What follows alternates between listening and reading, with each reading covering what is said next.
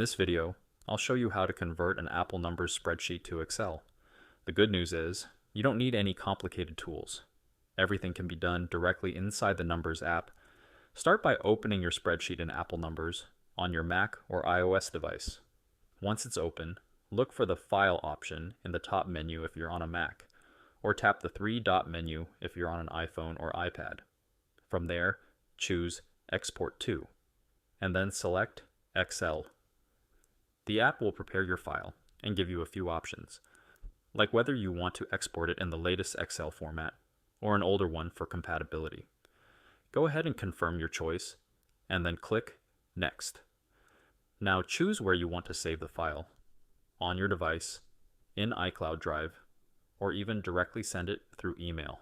After saving, you'll have a fully compatible Excel file with the extension .xlsx that you can open in Microsoft Excel or share with anyone who uses it.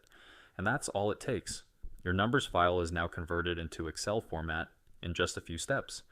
If this tutorial helped you out, make sure to like and subscribe for more quick and easy tech guides. Thanks for watching, and I'll see you in the next one.